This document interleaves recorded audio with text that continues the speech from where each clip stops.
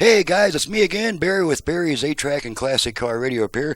This time we're demonstrating an NOS unit. This unit was brand new, never installed, new old stock.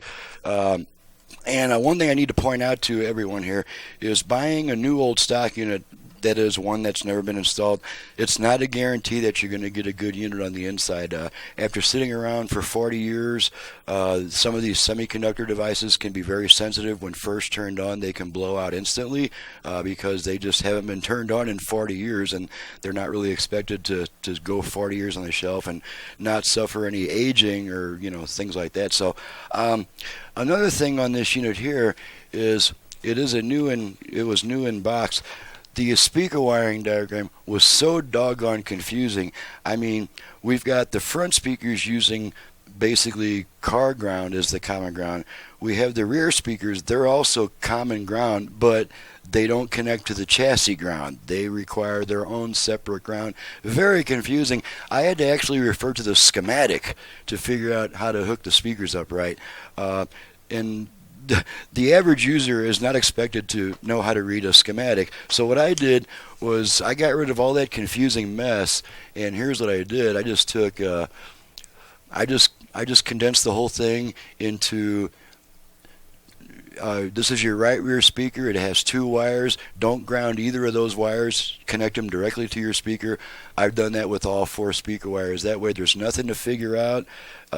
Each pair of wires is labeled with the speaker that it goes to, and there's really not much chance of messing up the wiring doing it this way, because I've got it all simplified as much as possible.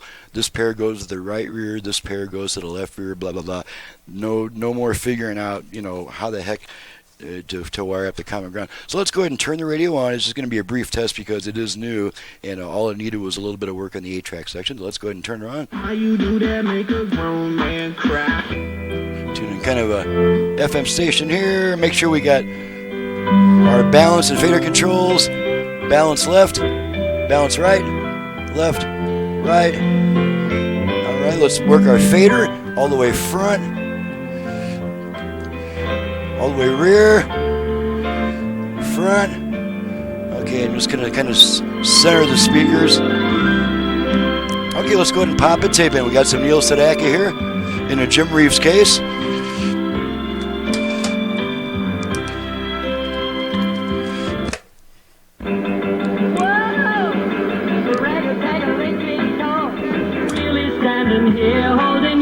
Okay, don't need that stuff anymore.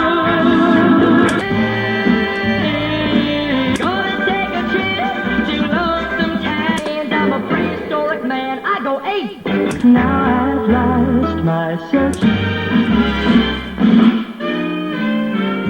See us so well. Alrighty, pull the tape out and the radio comes back. And then one more thing I'll point out is, as you guys probably know, plastic can warp over the years, even if it's not exposed to temperature extremes. It just depends on how it's stored. But plastic can deform and warp, obviously. Even metal can. But in this case, the tape door has a little tab. You probably can't see it, but there's a little tiny tab here that sticks out that prevents the door from swinging outside the unit when there's a tape out of it.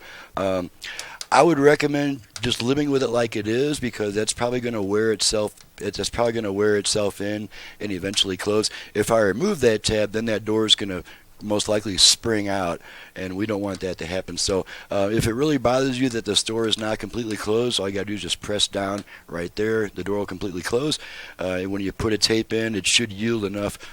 Maybe not, but might just kind of want to clear the way for it a little bit to be able to pop a tape in there. Otherwise, you could maybe bend the door. So that takes care of that.